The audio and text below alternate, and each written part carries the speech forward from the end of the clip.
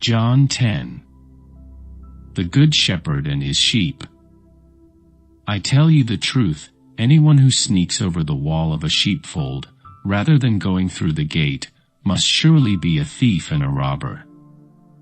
But the one who enters through the gate is the shepherd of the sheep. The gatekeeper opens the gate for him, and the sheep recognize his voice and come to him. He calls his own sheep by name and leads them out. After he has gathered his own flock, he walks ahead of them, and they follow him because they know his voice. They won't follow a stranger, they will run from him because they don't know his voice. Those who heard Jesus use this illustration didn't understand what he meant, so he explained it to them. I tell you the truth, I am the gate for the sheep. All who came before me were thieves and robbers. But the true sheep did not listen to them. Yes, I am the gate. Those who come in through me will be saved. They will come and go freely and will find good pastures. The thief's purpose is to steal and kill and destroy. My purpose is to give them a rich and satisfying life. I am the Good Shepherd. The Good Shepherd sacrifices his life for the sheep. A hired hand will run when he sees a wolf coming. He will abandon the sheep because they don't belong to him, and he isn't their shepherd. And so the wolf attacks them and scatters the flock. The hired hand runs away because he's working only for the money, and doesn't really care about the sheep.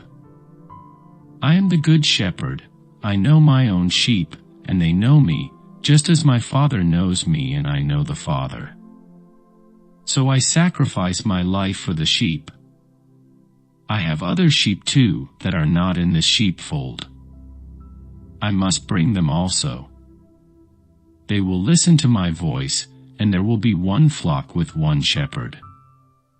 The Father loves me because I sacrifice my life so I may take it back again. No one can take my life from me. I sacrifice it voluntarily. For I have the authority to lay it down when I want to and also to take it up again. For this is what my Father has commanded. When he said these things, the people were again divided in their opinions about him. Some said, he's demon-possessed and out of his mind. Why listen to a man like that? Others said, this doesn't sound like a man possessed by a demon. Can a demon open the eyes of the blind? Jesus claims to be the Son of God. It was now winter, and Jesus was in Jerusalem at the time of Hanukkah, the festival of dedication. He was in the temple, walking through the section known as Solomon's Colonnade. The people surrounded him and asked, how long are you going to keep us in suspense? If you are the Messiah, tell us plainly. Jesus replied, I have already told you, and you don't believe me. The proof is the work I do in my Father's name. But you don't believe me because you are not my sheep. My sheep listen to my voice, I know them, and they follow me. I give them eternal life, and they will never perish. No one can snatch them away from me, for my Father has given them to me, and he is more powerful than anyone else. No one can snatch them from the Father's hand. The Father and I are one. Once again the people picked up stones to kill him.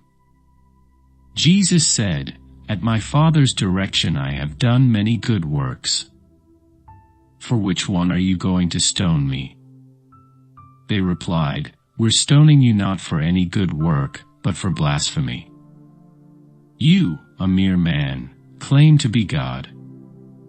Jesus replied, it is written in your own scriptures that God said to certain leaders of the people, I say, you are gods.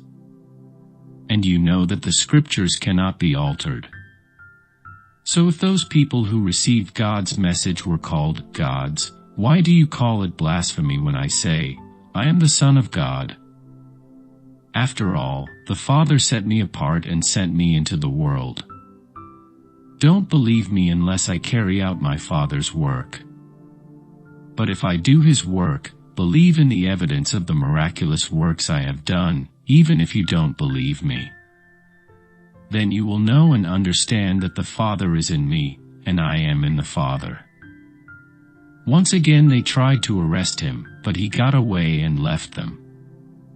He went beyond the Jordan River near the place where John was first baptizing and stayed there a while. And many followed him. John didn't perform miraculous signs, they remarked to one another, but everything he said about this man has come true. And many who were there believed in Jesus.